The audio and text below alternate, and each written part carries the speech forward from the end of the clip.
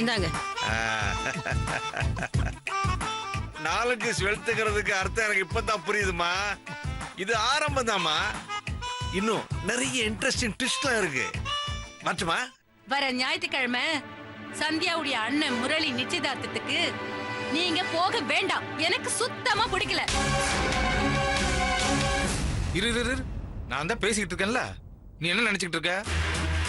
நாங்க என்னமோ காலைல அலாரம் வச்சு எந்திரிச்சு குளிச்சு ரெடி ஆகி எப்படா நம்மள ஃபங்க்ஷன் கூப்பிடுவாங்க, வாழை மரம் கட்டி சாப்பாடு போடுவாங்க அப்படின்னு வாசல்ல நின்று தேவடு காத்துட்டு இருக்க மாதிரில பேசுற நீயே.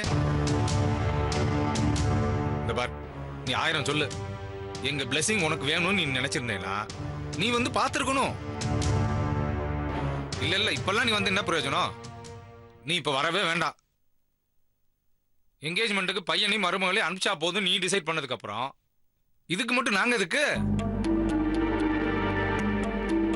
நிஜமாவே ஏதோ தப்பு நடந்து போச்சு, இனிமே அப்படியெல்லாம் நடக்கக்கூடாது அப்படின்னு நீ மனசார நினைச்சேன்னா, நாங்க நேர்ல வந்து வாழ்த்தணும் அப்படின்னு நீ ஆசைப்பட்டேன்னா, முறைப்படி எங்களை மதிச்சு மரியாதை கொடுத்து வந்து கூப்பிடு.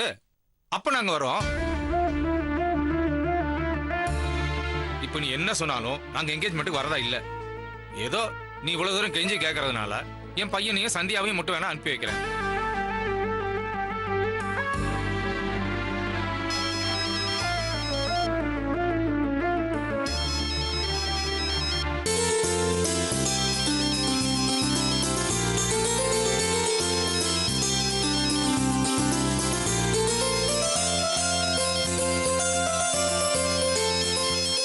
பாரு முரளி, யூஸ்வலா எனக்கு அவ்வளவு கோவம்லாம் வராது.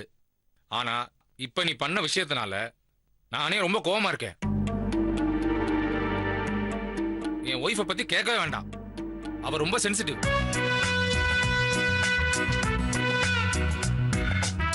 எங்களுக்கு பணம் காசெல்லாம் முக்கியம் இல்ல, மதிப்பு மரியாதையும் தான் முக்கியம். ஆஹா இல்ல, நீ இப்ப என்னதான் மன்னிப்பு கேட்டு கூப்பிட்டாலும் நாங்க வரதா இல்ல. இனிமேலாவது மரியாதை நடந்துக்க. என்னம்மா, நம்ம அவ்வளவு திறந்தாழ்ந்து போயிட்டோமா?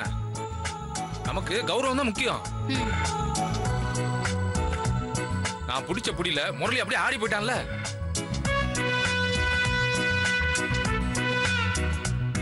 சந்தியா, நீ டிஃபன் எடுத்து வைமா.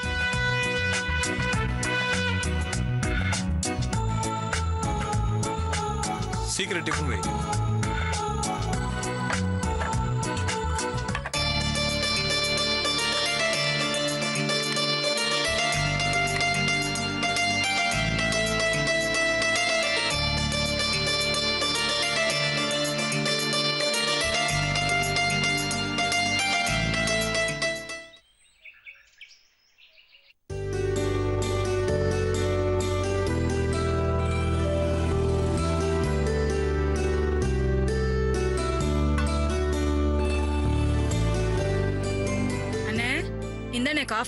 காஃபி சாப்பிட்டு ஸ்நாக்ஸ் சாப்பிடுனே. பரவாயில்ல இருக்கட்டும். என்னென்ன நீ உனக்காக ஃப்ரெஷ்ஷா டிகாஷன் போட்டு காஃபி கலந்து எடுத்துட்டு வந்திருக்கேன், சாப்பிடுனே. ஏமா, இந்த காராசேவன் காபிக்குமா வண்டியில இவ்வளவு பெட்ரோல் போட்டுக்கிட்டு செங்கல்பட்டுல இருந்து உன்னை பார்க்க வந்திருக்கேன். இல்ல உன் பொண்ணை விட்டா வேற ஒரு பொண்ணு என் பையனுக்கு இந்த உலகத்துல கிடைக்காத? ஏதோ அம்மா வந்து கனவுல சொல்லிச்சு, உறவுக்காரங்க எல்லாம் சொன்னாங்களேன்னு பழைய விஷயங்கள் எல்லாத்தையும் மறந்துட்டு உன்னை பார்க்க வந்திருக்கேன். உன் புருஷன் ஒண்ணுமே சொல்லாம பிடி கொடுத்து பேச மாட்டேங்கிறேன்னு. என்ன பண்ண சொல்ற? பொண்ணு காலேஜ் முடிச்சதுக்கு அப்புறம் தான் கல்யாணங்கிறாரு. மீறி ஏதாவது பேசினா, எனக்கு ஏதாவது ஒண்ணு ஆயிடுச்சுன்னா நீ வெறும் 10ஆம் கிளாஸ் ஃபெயிலு, உனக்கு எவண்டி வேலை கொடுப்பான், நீ என்ன வேலை பார்த்து கரை சேர்க்கறது உன் பொண்ணுன்னு இல்லாத சட்டம் எல்லாம் பேசுறாருண்ணே. ஏமா, நீ இதையே சொல்லி நீ எவ்வளவு நாளைக்கு காலத்தை விட போற? அன்னைக்கு நான் வீடேறி வந்து பொண்ணு கேட்டப்ப யோசிச்சு என் தங்கச்சி கூட டிஸ்கஸ் பண்ணி ஒரு நல்ல முடிவை சொல்லுங்கன்னு சொல்லிட்டு போனேன். நான் வந்து கிட்டத்தட்ட 1 வாரம் ஆக போகுது. எப்ப போன் அடிச்சாலும் இது மாப்பிள்ளையோட போனா இருக்குமான்னு ஓடி வந்து எடுத்து பார்த்தேன். ரியல் எஸ்டேட் காரணம் மசாஜ் பண்றவன தான் இருப்பான். என்னடா இத்தனை வருஷம் கழிச்சு மான மரியாதை விட்டுட்டு மன்னிப்பு கேட்டதுக்கு அப்புறம் கூட பொண்ணு தரங்கிறதுக்காக ஒரு போன் பண்ண வேண்டாம், இல்லன்னு சொல்றதுக்காவது ஒரு போன் பண்ணல இல்லையா? நான் வேற சும்மா இல்லாம என் பையன் அசோக் கிட்ட ஆசையை கிளப்பி விட்டேன். காலையில எந்திரிச்சா என்னப்பா ஆச்சுன்னு ஏன் உசுர வாங்குறான். வெயிட் பண்ணடா, நமக்கு எல்லா ரைட்ஸும் இருக்கு, சரிப்பட்டு வரேன்னா தூக்கிட்டு வந்து தாலி கட்டலான்னு சொல்லியிருக்கேன். ஐயோ அண்ணே, மறந்து விளையாட்டு கூட இன்னொரு வாட்டி அந்த மாதிரிலாம் பேசுறாதண்ணே. இது மட்டும் அவர் காதுல விழுந்தா அப்புறம் நம்ம இப்படி உட்காந்து பேசிட்டு இருக்கோமே, அதுவும் கட் ஆயிடும். பின்ன என்னம்மா, ஏதோ சொத்து விஷயத்துல தகராறு, அது கோர்ட் வரைக்கும் போய் தீர்ப்பாச்சு. அதனால ரெண்டு குடும்பத்துக்கு இடையில சின்ன மனக்கசப்பு இருந்தது. நான் இல்லைன்னு சொல்லல. அது யாரோட நிலம்? நம்ம தாத்தாவோட தானே. சரிங்க, இனி சண்டை வேணாம். நாம ஒண்ணுக்குள்ள ஒண்ணாயிட்டோம். இந்த நிலத்துல நீங்களே பயிர் போட்டு விவசாயம் பண்ணுங்கன்னு என்கிட்ட கொடுத்தார. எவனோ வெளியாள் வந்து நம்ம பாட்ட நிலத்துல 3 போகம் விவசாயம் பண்ணி நல்லா சம்பாதிக்கிறான். அவன் கொடுக்குற குத்தகை பணத்தை நான் கொடுக்க மாட்டேனா? கூட பிறந்த தங்கச்சி, நீ என்னைக்காவது உன் புருஷன் கிட்ட சொல்லிருக்கியா? சொல்லு. அண்ணே, நிலத்தை பொறுத்த வரைக்கும் ஆறுமுக அண்ணன் கிட்ட தான் குத்தகைக்கு விட்டுருக்காரு. அவர் ரொம்ப நல்லவர்ண்ணே. வருஷத்துக்கு ஒரு வாட்டி இந்த வீட்டுக்கு அவர் வரதோட சரி. அதை தவிர அவர்கிட்ட நான் எதுவுமே பேசினது இல்ல. அது மட்டும் இல்லாம அவர் கொண்டு வந்து கொடுக்கற பணத்துல என் வீட்டுக்கார் ஒரு காசு கூட எடுக்க மாட்டாருண்ணே. என் பேர்ல ஒரு அக்கவுண்ட் ஓபன் பண்ணி எல்லா பணத்தையும் அதுலதான் போடுறாரு. அப்ப வர ஆறுமுக அண்ணன் பேசுறதை தவிர வேற எப்பவுமே நான் பேசுனது இல்லண்ணே. அது மட்டும் இல்லாம குத்தகை பணத்தெல்லாம் அவர் கரெக்டா கொண்டு வந்து கொடுத்துருவாரு. லாபம் வந்தா கூட அவரே கொண்டு வந்து கொடுத்துருவாரு. ரொம்ப நல்ல மனுஷன். அப்படி இருக்கும்போது அவரை எப்படிதான் மாத்த முடியும்? சரிம்மா, நிலத்தை விடு, அத பின்னால பாத்துக்கோ. இப்போதைக்கு என் பையனை உன் பொண்ணுக்கு கல்யாணம் பண்ணி வச்சு தடப்பட்ட உறவை சரி பண்ணிக்கலன்னா அதுக்கும் அவர் இறங்கி வர மாட்டேங்கிறார. நீ ஏதாவது பண்ணி சரி பண்ண மாட்டேங்கிற. நான் அசிங்கப்பட்டு அவமானப்பட்டு நிக்கிறது மட்டும்தான் மிச்சம். அண்ணே, என்னென்ன இப்படி வருத்தப்பட்டெல்லாம் பேசுற? அவர் ஒண்ணு மொத்தமா பொண்ணை கொடுக்க மாட்டேன்னு சொல்லலையேண்ணே. படிப்பு முடியட்டும் தானே சொல்றாரு. இப்படி எல்லாம் வருத்தப்படாதண்ணே. முதல்ல இந்த காப்பிய குடினே. இருக்கட்டுமா அம்மாடி, அவருக்கு என் பையனுக்கு பொண்ணை கொடுக்கறதுல துளி கூட இஷ்டம் இல்ல. அன்னைக்கு அவர் பேசுறதுல இருந்து எனக்கு நல்லா புரிஞ்சு போச்சு. உண்மையிலேயே அவருக்கு அக்கறை இருந்தா என்ன சொல்லிருப்பாரு? வேணா நிச்சயதார்த்தம் மட்டும் இப்ப பண்ணிக்குவோம், கல்யாணத்தை படிப்பு முடிஞ்சதுக்கு அப்புறம் வச்சுக்கலாம் சொல்லிருப்பார்ல. அதை விட என் பையன் சொல்றான், அப்பா காவியா படிக்கிற படிப்பை காலேஜுக்கு போகாமலே கரஸ்பாண்டன்ஸ்லயே படிக்கலாங்கிறான். அப்படி ஒரு வழி இருந்தா நானே கல்யாணம் பண்ணி படிக்க வச்சுட்டு போறேன். இப்போ பெரியவங்களே தள்ளி நின்று ஒட்டு உறவு இல்லாம பேசிட்டு இருக்கோம். அப்ப சின்ன சிறுசுங்க நிலைமை என்ன யோசி? ஒண்ணுமே புரியாம குழம்பு போய் நிக்கிறாங்களே. பேருக்கு தான் அத்தை பொண்ணு மாமா பையனு பேரு. 2 பேரும் பொது இடத்துல எதேச்சியா பார்த்தா கூட ஒருத்தருக்கு ஒருத்தர் தெரியாம அந்நியமா போயிடுவாங்களே. உனக்கு நம்ம உறவு தொடரணும்னு நினைச்சேன்னா, அம்மா ஆசைப்பட்டது நடக்கணும் நீ விரும்பினா, ஏன் அவங்க 2 பேரையும் நம்ம தனியா சந்திக்க ஏற்பாடு பண்ணக்கூடாது? பார்க்கட்டும், பேசட்டும். பிடிச்சிருந்தா அப்புறம் மாப்பிள்ளை கிட்ட பேசுவோம். இல்லையா சொந்த பந்தமாவது அவங்க 2 பேரும் பழகிட்டு போட்டுமே. நம்ம காலத்துக்கு பிறகு ஒரு ஆத்திர அவசரத்துக்கு பக்கத்து வீட்டுக்காரைய கூப்பிடுவாங்க. சொந்தக்காரனால தானே உரிமையோட கூப்பிட்டு ஏதாவது பண்ண முடியும்.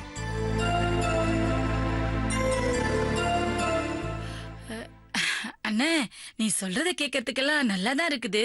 ஆனா இதெல்லாம் சரிப்பட்டு வருமா? தங்கச்சி, நீ மட்டும் சம்மதம் ஒரு வார்த்தை சொல்லு, மத்தத நான் பாத்துக்கிறேன். ஆனா இந்த விஷயம் இப்போதைக்கு மாப்பிள்ளைக்கு தெரிய வேணாம். உன் பொண்ணை நீ கூட்டு வா, என் பையனை நான் கூட்டு வந்துடுறேன். பொது இடத்துல எதேச்சியா மீட் பண்ற மாதிரி பேசுவோம். சரிண்ணே. அண்ணே, காப்பியே குடிக்கலண்ணே. எல்லாம் நல்லபடியா முடிட்டோம். என் மருமக கையால விருந்தே சாப்பிட போச்சு. இந்த பாருமா, நான் கிளம்புறேன். நம்ம குலதெய்வத்தோட ஆசீர்வாதம் எப்பவும் நமக்கு இருக்கு. அவ எல்லாத்தையும் பார்த்து நடத்தி வைப்பா. வரட்டுமா? சரிண்ணே. வரமா?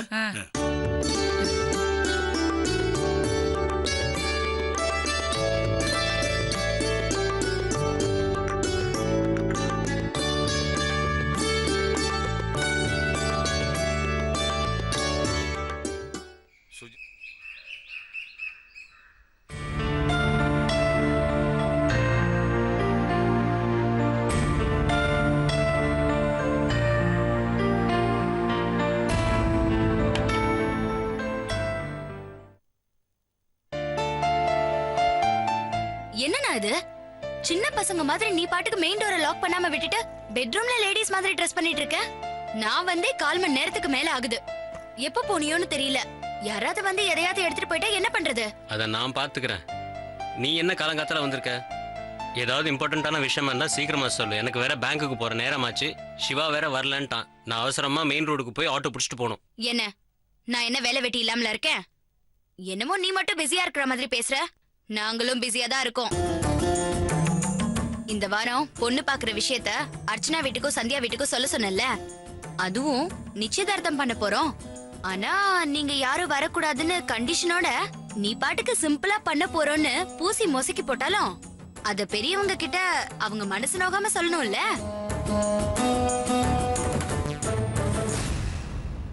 இங்க நீ வாட்ச் பாக்குறது பெரிய விஷயம் இல்ல. அங்க நீ வாட்ச் பண்ணிருக்கணும். அர்ச்சனா அத்தை மாமாவாது சின்னதா வருத்தம் இருந்தாலும் அதை பெருசா வெளிக்காட்டிக்காம பொண்ணோட போட்டோ மட்டும் காட்டணுங்கிற கண்டிஷனோட விட்டாங்க. ஆனா சந்தியா வீட்ல அவங்க மாமியார் கிட்ட பேசுறது இருக்கே, அதுக்கு ஜூல சிங்கத்தோட கூண்டுக்குள்ள போய் சிங்கத்தோட டீ சாப்பிட்டுட்டு வந்துடலாம். விஷயத்த சொன்னதும் அவங்க எரிச்ச மாதிரி பார்த்த பார்வை இருக்கே, நல்ல வேலை வெயில் தால ஈவினிங் போனதுனால நான் தப்பிச்சேன். நீ நம்புறியோ நம்பலையோ எனக்கு தெரியல, அவங்க கிட்ட பேசிட்டு வந்து நேரா ஜூஸ் கடைக்கு போய் தொடர்ந்து 3 ஜூஸ் குடிச்சதுக்கு அப்புறம் தான் படபடப்பே அடங்குச்சு. ஏன் இப்பெல்லாம் எதுக்கு எடுத்தாலும் எரிஞ்சு விழறாங்கன்னே தெரியல. ஏதோ சந்தியாவுக்காக பொறுமையா இருக்க வேண்டியதா இருக்கு. சரி இரு, 2 வீட்டுக்கு இன்ஃபார்ம் பண்ணிட்டல, நல்லதா போச்சு. கிளம்பலாமா? என்னன்னு உன் தங்கச்சி கிட்ட பேசுற மாதிரியா பேசுற? நீ என்ன ஸ்கூல்லயா படிச்சிட்டு இருக்க? லேட்டா பொண்ணு டீச்சர் அடிப்பாங்கன்றதுக்கு? பேங்க் தானே, ஒரு ஆத்திர அவசரத்துக்கு கொஞ்சம் லேட்டா போனா என்ன, மெமோவா கொடுத்துட்டு போறாங்க. இதுதான் உன்னுடைய ப்ராப்ளமே. மத்தவங்க சிரமத்தை புரிஞ்சிக்கவே மாட்டேன். நீயா பேசிக்கிட்டே இரு. இப்ப நீ பேசின விஷயத்த போன்ல பேசிருக்க முடியாதா? இப்ப மட்டும் கிரஹாம் பெல் உயிரோட இருந்தா வர்றது வரட்டும்னு உன்னை ஒரு வழியே பண்ணிருப்பான்.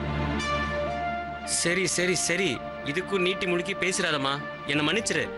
வேற ஏதாவது விஷயம் இருக்கா, இல்ல நம்ம கிளம்பலாமா? ஒன்னு சொல்லி தப்பில்லன்னு என் நெத்தில அப்படி எழுதி இருக்கு. மத்த தங்கச்சிங்க மாதிரி விட்டேத்தியா இல்லாம இழுத்து போட்டுக்கிட்டு உனக்கு ஒரு நல்லது பண்ணி. பிருந்தா ப்ளீஸ், நான் தான் சாரின்னு சொல்லிட்டேன்ல, வேற ஏதாவது இருந்தா சொல்லு. இல்ல இங்கே இருந்து ரெஸ்ட் எடுத்து யோசி. நான் லஞ்ச் கூட ரெடி பண்ணி வச்சிருக்கேன். ஈவினிங் கண்டிப்பா வந்து மிச்சத்தை கேட்டுக்கிறேன் ப்ளீஸ். அப்படியா? நீ கிளம்பு, நானும் கிளம்புறேன். சண்டே என்ன பண்றோம் எப்படி பண்றோங்கிறத நீயே பிளான் பண்ணி மத்தவங்களுக்கும் சொல்லிடு. அப்படியே முடிஞ்சா எனக்கும் சொல்லிடு. இல்ல நான் யார்கிட்டயாவது கேட்டு தெரிஞ்சுக்கிறேன். அவரு அடிக்கடி சொல்லுவாரு, எவ்வளவு பட்டாலும் உனக்கு புத்தி வராதுன்னு. அது சரியாதான் இருக்கு. எனக்கு என்ன வந்தது, வா போலாம்.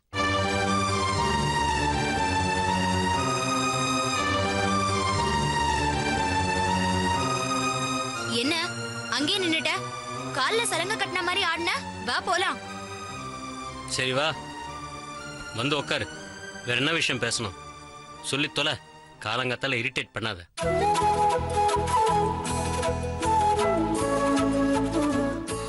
பின்ன நீ அப்படி பேசினா எனக்கு எப்படி இருக்கும்? என்ன விஷயங்கிறது முதல்ல சொல்றியா? இங்க பாருன, நீ பொண்ணு வீட்டுக்காரங்க அட்ரஸ வாங்கி அவங்க உங்களுக்கு எஸ்எம்எஸ் பண்ணிடு, அவங்க வந்துட்டோன்னு சொன்ன. அதெல்லாம் சரியா வராதுன்னு. அண்ணா நகர் பெரிய ஏரியா, இப்ப நிறைய இடத்துல ஒன் வே வேற பண்ணிட்டாங்க. அட்ரஸ் தேடுறோன்னு ஆளுக்கு அண்ணா நகரை சுத்திட்டு இருந்தா நல்ல நேரம் முடிஞ்சிராதா? அதனால எல்லாரும் இங்க வந்து அசம்பிள் ஆகி ஒன்னா போயிடுவோம். Sandhya car Archana car 2 car இருக்குல்ல, காரை ஃபாலோ பண்ண சொல்லிடுவோம். அப்போ நேரத்துக்கும் போயிடலாம், நம்ம ஒரு காரை ஏற்பாடு பண்ற செலவும் மிச்சமாயிடும். எப்படி என் ஐடியா? சகிக்கல. இத பார், அனாவசியமா நான் யாரையும் மிஸ்யூஸ் பண்ண விரும்பல. நல்ல விஷயத்துக்கு செலவு பண்றதுக்கு எதுக்கு கணக்கு பார்க்கணும்? எல்லாரையும் அண்ணா நகர் சரவணா பவனுக்கும் வர சொல்லிருவோம். அங்கிருந்து ஒன்னா போயிருவோம், அவ்வளவுதானே. என்ன அங்க வரதுக்கு யாராவது ஒருத்தர் லேட் ஆனாலும் விஷயம் சொதப்பிடும்ல, அதுக்காக தான் சொல்றேன். சரி, அது என்னவோ நீயே சொல்லிடு. இல்லண்ணா, நான் சொன்னா அவங்க வீட்டுக்காரங்க யோசிக்கிறாங்களோ இல்லையோ, அர்ச்சனாவும் சந்தியாவும் ஏதாவது கிறுக்கு மாதிரி யோசிப்பாங்க. இதுவே நீ சொன்னா கோர்ட் ஜட்ஜ்மெண்ட் மாதிரி அப்பீல் வாய்தா எதுவுமே இருக்காது. சரி, நான் பேசுறேன். டைம் ஆச்சு, கிளம்பலாம்.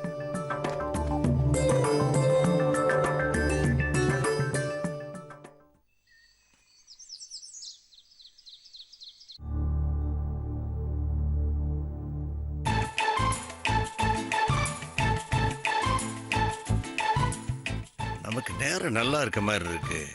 எல்லாம் கைகூடி வருதேன்னு பார்த்தா கடைசியில் நாமத்தை போட்டுட்டு போயிடுது. எதுவும் தேடி வராது. நாம தான் தேடி போய் பிடிச்சுக்கணுங்கிற மாதிரி புரோக்கர் புண்ணியகுடி கொடுத்த ஐடியா படி கோயம்புத்தூர் போய் நாயக்கரை பார்த்துட்டு வந்தா ஏதாவது ஒர்க் அவுட் பண்ணுதான்னு பார்க்கணும்.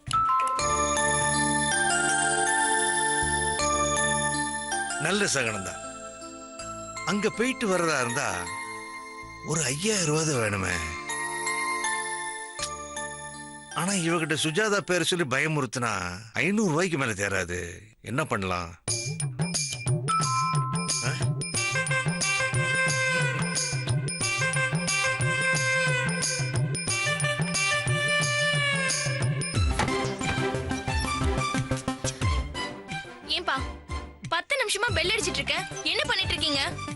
அம்மா தூங்கிட்டு இருக்காங்களா?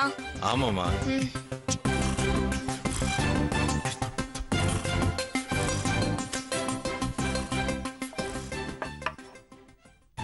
விஸ்வநாதா, உனக்கு பணம் வேணும்னு உடனேயே தானா பெருமாள் ஒரு ஆளை அனுப்பி வச்சிருக்காரு.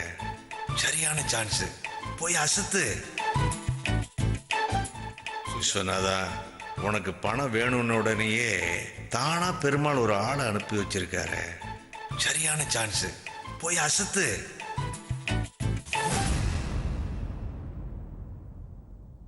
என்னம்மா விஜய், நல்ல வெயில்ல வந்திருக்க. வழக்கம் போல ஹைபிரிட் தக்காளி கொண்டு வந்திருக்கியா? இங்க சிலருக்கு சுத்தமா மூளை வேலை செய்யாம மக்கா இருக்காங்கன்னு அம்மா ஹைபிரிட் வெண்டைக்காய் வாங்கிட்டு வர சொன்னாங்க. அதான் அம்மா பண்ணி தருவாங்க, சாப்பிடுங்க. மூளை உழைச்சி இல்லாதவங்கள கூட சுஜாதா மன்னிச்சு ஏத்துப்பா. ஆனா விஷயத்தை மறைச்சா 420 செக்ஷன்ல போட்டு நோகடிச்சிருவா, தெரியும்ல?